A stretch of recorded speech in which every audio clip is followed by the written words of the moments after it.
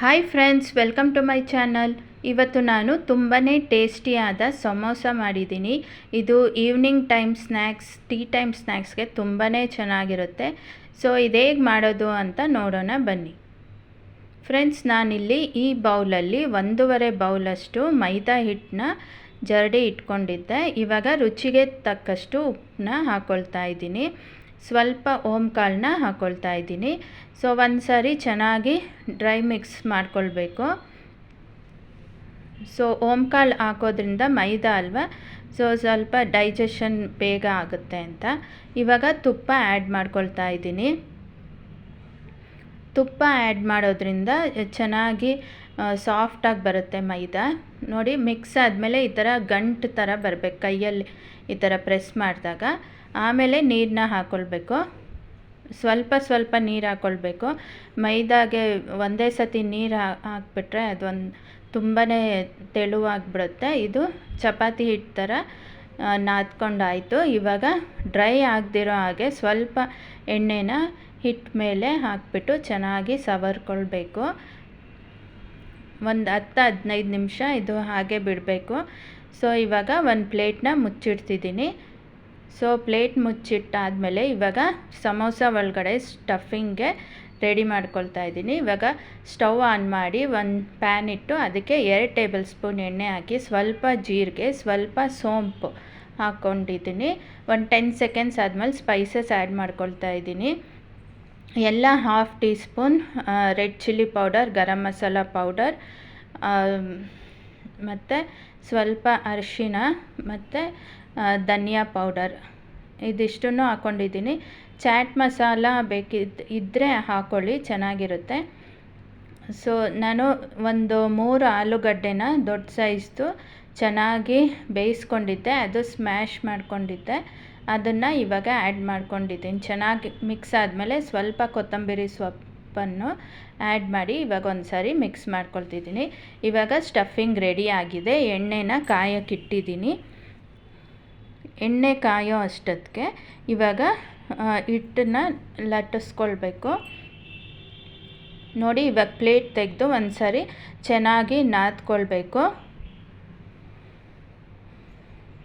So ಚೆನ್ನಾಗಿ ನಾದ್ಕೊಂಡಾದಮೇಲೆ ಒಂದು ಚಪಾತಿಗೆ ತೊಗೊಳ್ತೀವಲ್ಲ ಆ ಥರ ಒಂದು ಉಂಡೆ ಮಾಡಿಕೊಂಡು ಚೆನ್ನಾಗಿ ಅದನ್ನು ರೌಂಡ್ ಶೇಪಲ್ಲಿ ಮಾಡಿಕೊಂಡು ಇವಾಗ ಮೈದಾ ಹಿಟ್ಟಲ್ಲಿ ಅದನ್ನು ಡಿಪ್ ಮಾಡಿಕೊಂಡು ಇವಾಗ ಲಟ್ಟಿಸ್ಬೇಕು. ಫ್ರೆಂಡ್ಸ್, ಇದನ್ನು ರೌಂಡ್ ಶೇಪಲ್ಲಿ ಲಟ್ಟಿಸ್ಬಾರ್ದು, ಈ ಥರ ಉದ್ದಕ್ಕೇ ಲಟ್ಟಿಸ್ಬೇಕು.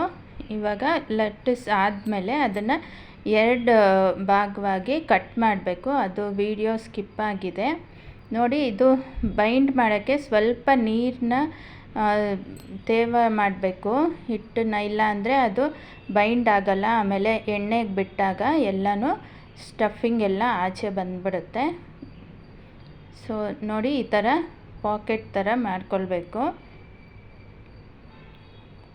ನೋಡಿ, ಈ ಥರ ಆದಮೇಲೆ ಇವಾಗ ಸ್ಟಫಿಂಗ್ ಆ್ಯಡ್ ಮಾಡ್ಕೊಳ್ತಾ ಇದ್ದೀನಿ. ಸ್ವಲ್ಪ ಆ್ಯಡ್ ಮಾಡ್ಕೊಳ್ಬೇಕು. ಸೊ ಇವಾಗ ಸ್ಟಫಿಂಗ್ ಆ್ಯಡ್ ಮಾಡ್ಕೊಳ್ತಾ ಇದ್ದೀನಿ. ಇವಾಗ ಇದಕ್ಕೆ ಸೈಡ್ಗೂ ಸ್ವಲ್ಪ ನೀರು ಹಾಕ್ಬಿಟ್ಟು ಅದನ್ನು ಕ್ಲೋಸ್ ಮಾಡಬೇಕು, ಇಲ್ಲಾಂದರೆ ಎಲ್ಲ ಬಿಟ್ಕೊಳ್ಬಿಡುತ್ತೆ. ನೋಡಿ, ಈ ಥರ ಒಂದು ಸ್ವಲ್ಪ ನೀರು, ಜಾಸ್ತಿ ಎಲ್ಲ, ಜಸ್ಟ್ ನಿಮ್ಮ ಫಿಂಗರ್ನ ತಾಮ ಮಾಡಿಕೊಂಡು ಹಿಟ್ಟು ಮೇಲೆ ಹಾಕಬೇಕು. ನೋಡಿ, ಈ ಥರ ತಾವ ಇಲ್ಲ ಅಂದರೆ ಈ ಥರ ಓಪನ್ ಆಗಿಬಿಡುತ್ತೆ. ಅದಕ್ಕೆ ಸ್ವಲ್ಪ ನೀರು ಹಾಕ್ಕೊಂಡು ಈ ಥರ ಪ್ರೆಸ್ ಮಾಡಿಕೊಂಡು ಇವಾಗ ಟ್ರಯಾಂಗಲ್ ಶೇಪಲ್ಲಿ ಮಾಡಿಕೊಳ್ಬೇಕು. ನೋಡಿ, ಇವಾಗ ಟ್ರಯಾಂಗಲ್ ಶೇಪಲ್ಲಿ ಮಾಡಾಯಿತು.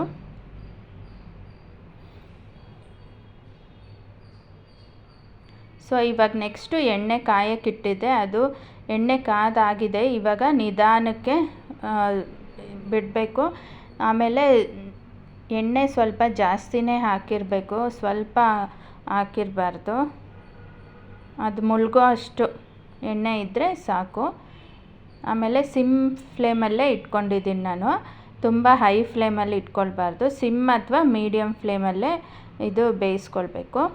ನೋಡಿ ಕಲರ್ ಚೇಂಜ್ ಆಗಿದೆ, ಇದು ರೆಡಿ ಆಗಿದೆ. ಇವಾಗ ಇದನ್ನು ಒಂದು ಪ್ಲೇಟ್ಗೆ ತೆಗೆದಿಟ್ಕೊಳ್ತಾ ಇದ್ದೀನಿ.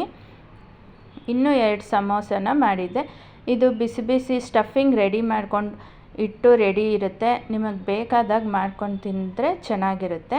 ಸೊ ಫ್ರೆಂಡ್ಸ್, ನೋಡಿದ್ರಲ್ಲ ಎಷ್ಟು ಈಸಿಯಾಗಿ ಸಮೋಸ ಮನೆಯಲ್ಲೇ ಮಾಡ್ಬೋದು ಅಂತ. ಇದಾಗಿತ್ತು ಇವತ್ತಿನ ವಿಡಿಯೋ. ಈ ವಿಡಿಯೋ ನಿಮ್ಗೆ ಇಷ್ಟ ಆಗಿದ್ದರೆ ಲೈಕ್ ಮಾಡಿ, ಶೇರ್ ಮಾಡಿ, ಸಬ್ಸ್ಕ್ರೈಬ್ ಮಾಡಿ ಮತ್ತು ಬೆಲ್ ಐಕನ್ ಪ್ರೆಸ್ ಮಾಡಿ. Meet you in my next video. Until then take care. Bye friends.